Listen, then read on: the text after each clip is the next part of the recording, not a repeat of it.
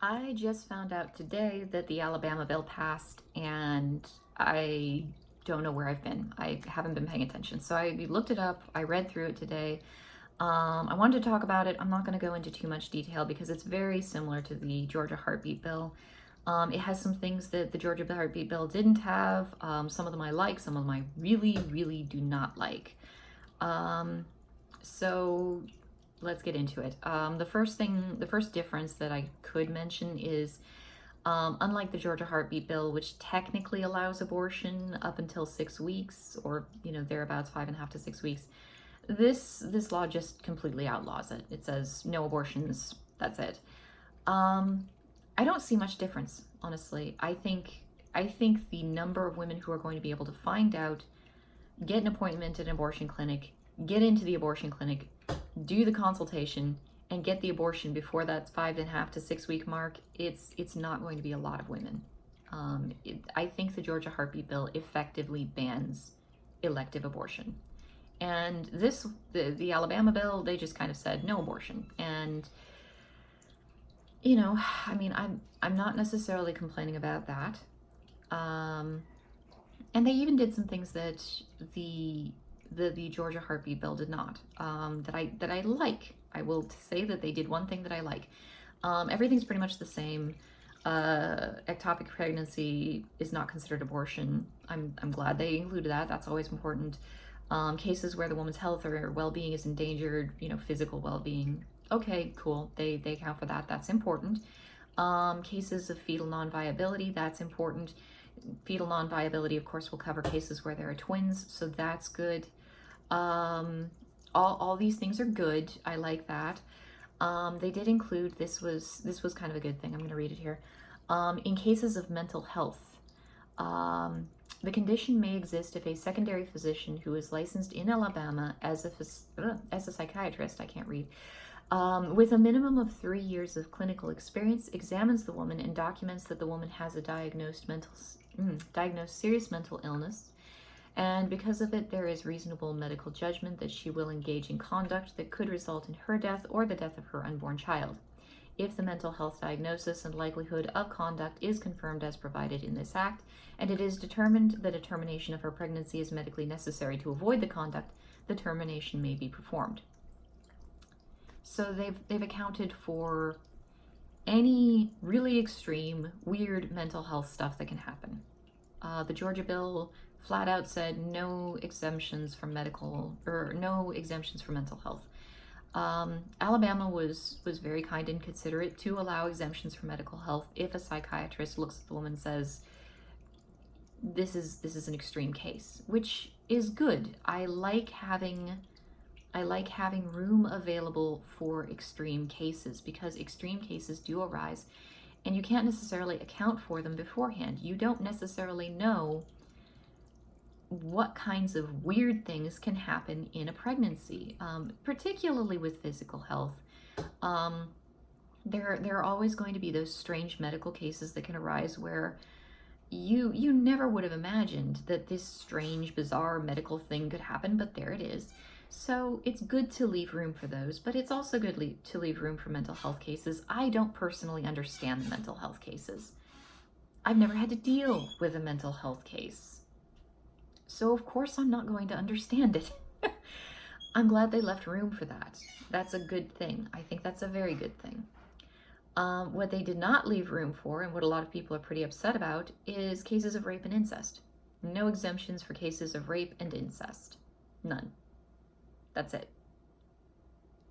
You get raped, you get pregnant, that's it. You're going to have a baby. Congratulations. I don't know what they were thinking. I've heard the argument, the pro-life argument. Just because someone's committed a crime against you doesn't mean you get to kill an innocent baby. That's cute. Wait until it happens to you. And some women do choose to carry to term, and they love their babies. And I've seen women who have carried to term and had the baby, and they loved the baby. Not every woman is going to have that reaction. if you make a blanket rule, no exceptions for cases of rape or incest, there will be cases, I'm not saying many cases, but there will occasionally be cases of 16-year-old virgins who get raped and become pregnant because they don't know how to handle a situation like that because they're 16-year-old virgins. And you're seriously going to tell me that you're going to have a law in place where you're going to look that girl in the eye and say, honey, you're going to have a baby? Like, it seems, it's actually laughable to me that this is the way they've organized this. I never liked the famous violinist argument that a lot of pro-choicers put forward to support the right to abortion. They kind of use it as a blanket argument for all abortion, and they think it's really clever, and it's not. And it's this idea that you go to a bar and you meet a bunch of musical enthusiasts there, and you drink a little too much and you pass out, and you wake up the next morning and these musical enthusiasts have taken you and plugged you into a famous violinist. And he's the best violinist in the world, and the musical enthusiasts say, as long as you stay plugged into him, he'll survive. And we need to keep you for 9 months plugged into this famous violinist so that he can stay alive. And we know that it's going to be huge inconvenience to you, but we're going to do it anyway. And you're not given the choice in the matter, and you're basically stuck, enslaved, plugged into this famous violinist. And, you know, the argument is, well, shouldn't you have the right to pull the plug and walk away if you wish to? What if you have important things that you're trying to do in your life and you've been kidnapped and plugged into this famous violinist? It's a really dumb argument, because what it doesn't take into account is that most women who end up pregnant with an unwanted pregnancy decided to voluntarily have the sex. They made that choice. They rolled a dice and said, yeah, I might end up being plugged into a famous violinist as a result of rolling this dice, but I'm going to do it anyway. And so a lot of pro-life people will take the famous violinist argument and they'll tear it to shreds, because it's not a very good argument, because it doesn't reflect the reality of an unwanted pregnancy. What it does reflect the reality of is a pregnancy that is the result of rape. Only it's worse than that. You didn't just go to a bar and pass out after a few drinks. You were assaulted. You were held down, kicking and screaming. You were probably beaten. And now you're probably traumatized, if, you know, unless you're like me. I'm a weird person. But you're probably traumatized as a result of being assaulted and beaten and held down and physically violated.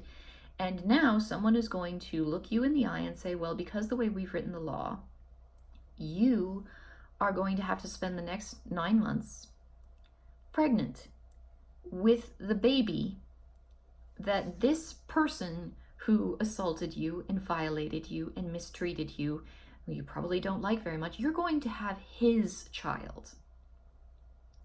You don't get the freedom of mate selection. You don't get the freedom to not have this child. If you've never had a child before, you're going to have to endure the entire process of pregnancy, which, I mean, I'm not complaining. I've done it 5 times now. I've done it 5 times now, voluntarily.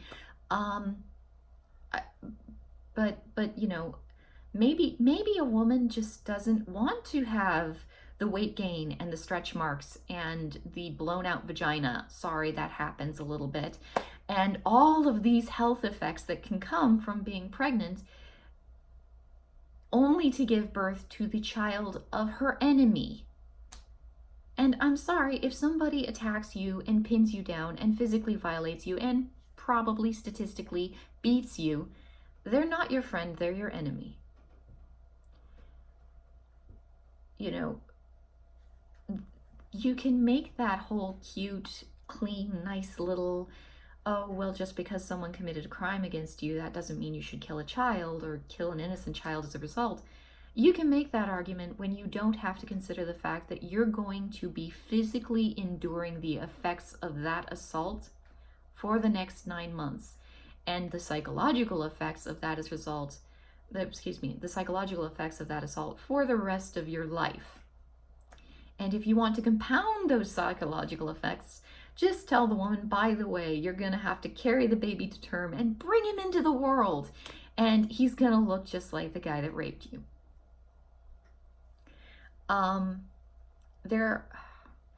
going to get into so much trouble for saying this, but there are varying degrees of rape. There are varying severities of rape. Nobody's allowed to say that, but since I got raped, maybe I can get away with it. There is I got blitzed out drunk and he took advantage of me. There's the he slipped me a roofie kind of rape, which is pretty nonviolent, though still violent, admittedly. And then there's the New Delhi bus rape, which is, look it up.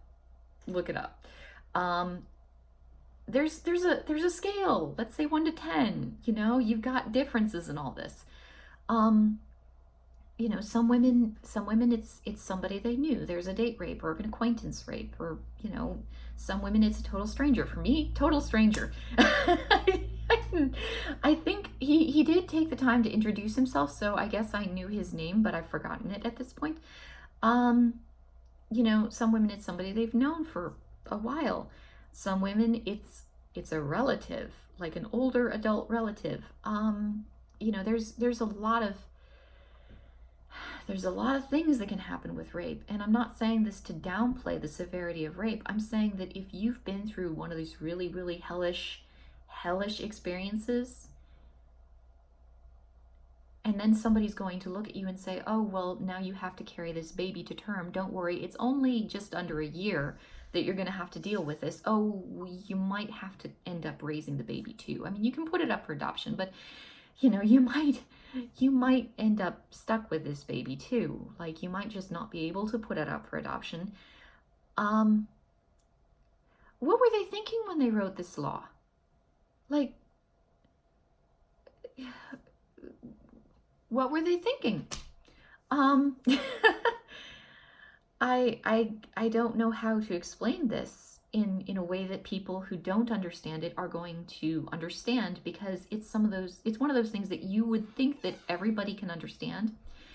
They wrote this law, so clearly there are people who do not understand this. So I'm gonna try here.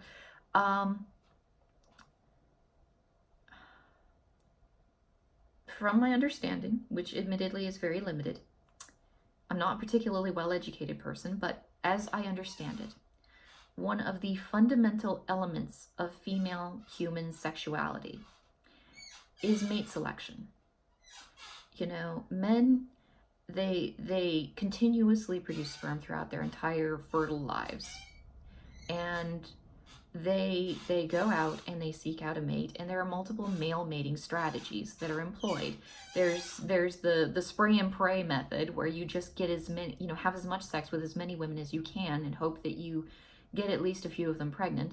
And there's the committed mating strategy, where you find a female and you pair up with her and you stay with her for the rest of your life and you raise your children together. And these methods kind of rely, they vary in men because men are constantly producing sperm, fresh sperm, for the rest of their lives.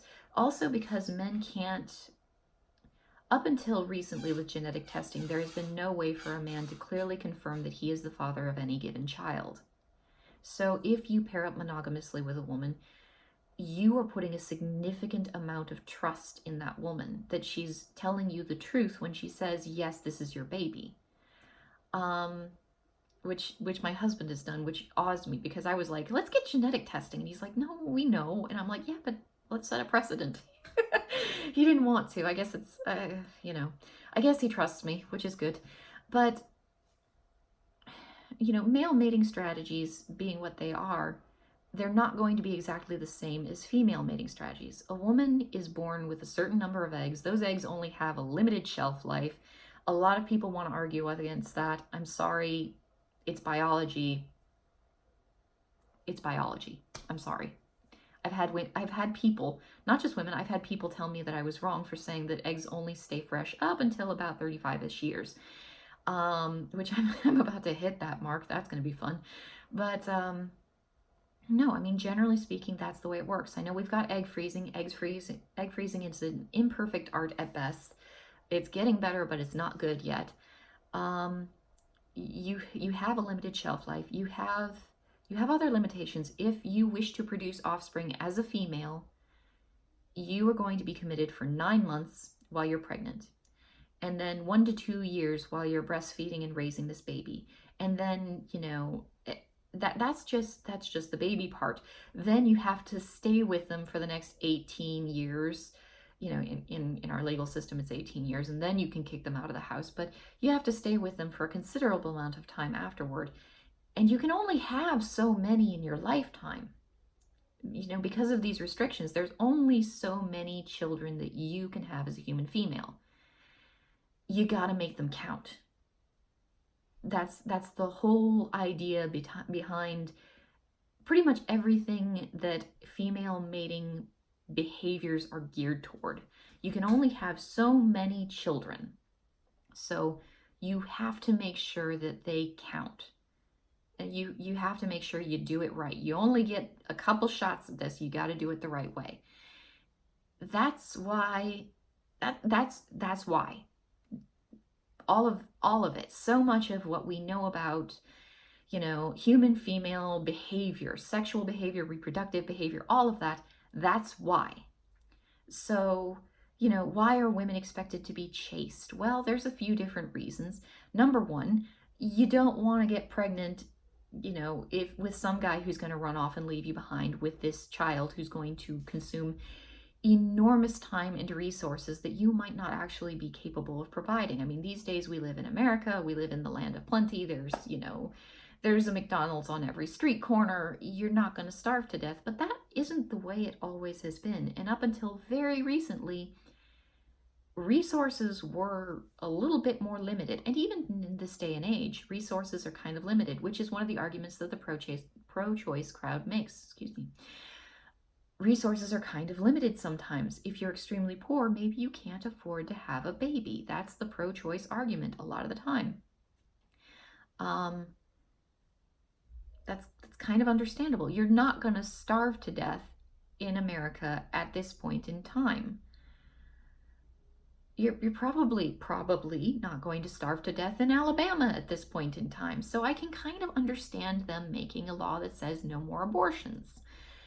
But as an individual woman living in Alabama, you're still going to want to make sure that you have a child with a man who's going to stick around and be a father, or at the very least, give you good genetic material with which to produce one of these very limited number of offspring that you can produce. If he's a total badass and he gets you pregnant and he dies the next day being a total badass, well, it was kind of worth it. He was a really great guy, and, he had really great sperm, and chances are my kid is going to grow up to be, at least kind of a total badass like him, so it's kind of worth it. That's the logic. But what if he's some disgusting, sniveling, weak, undesirable, filthy, smelly, you name it, horrible and undesirable partner? You're going to say no because you don't want to waste one of these limited chances to produce offspring on some piece of shit. Because you don't want to, you as a human female are going to be instinctively driven not to produce crappy offspring with a crappy partner because you only get so many shots at this. You got to do the best you can with it. I've probably said that too many times, but I'm really, really trying to drive this home for people who think, oh, if you get raped and blow one of those opportunities, it's only one of those opportunities. You can have other kids with men that you desire.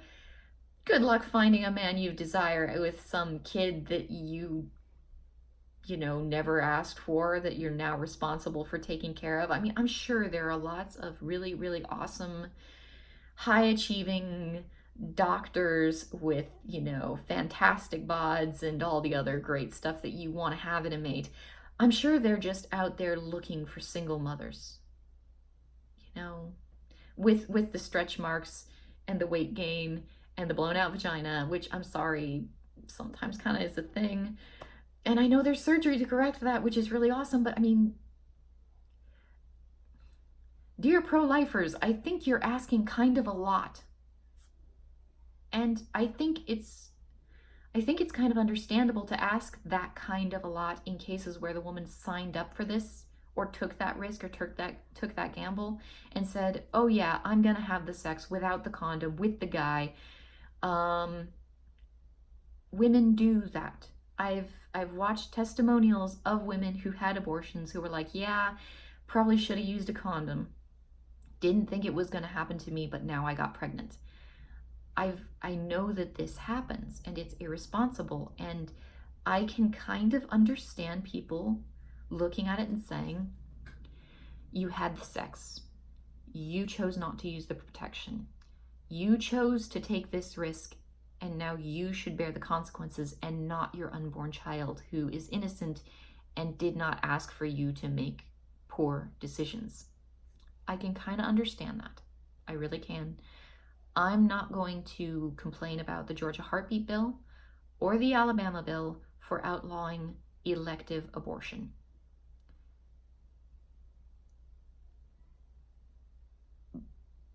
But I think in cases of rape, you're asking for a person to shoulder a significant burden that came about as the result of a violent crime that was committed against them. I think that is more than you can fairly ask of a human being. You're asking them to give up their financial well-being. You're asking them to give up their physical youth and attractiveness. Oh, not all of their attractiveness. Yeah, but a significant portion, okay? You're asking them to give up a lot. For a human being they never wanted, never wished to care for, and never volunteered to be responsible for. Moreover, this human being is the child of their enemy. If you don't understand it yet, I don't know a better way to explain it. I think the Alabama bill is going to get struck down pretty quickly. I can't see it standing. I can't see it lasting.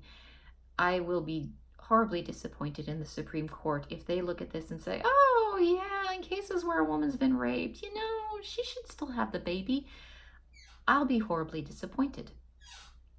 Would I put it past them? You know what? Humans surprise me. People do things that I never would have expected them to do. So at this point, who knows? Sit back and watch the fireworks, see what happens. I hope it gets struck down. I don't think it's acceptable. I like the part about exemptions in cases of psychological necessity. I wish the Georgia heartbeat bill had done that. I would love it if they amended it to add that little piece in, because then I think it would be perfect. I think I could live in a world where that was the law. I do not want to live in a world where the Alabama bill is the law.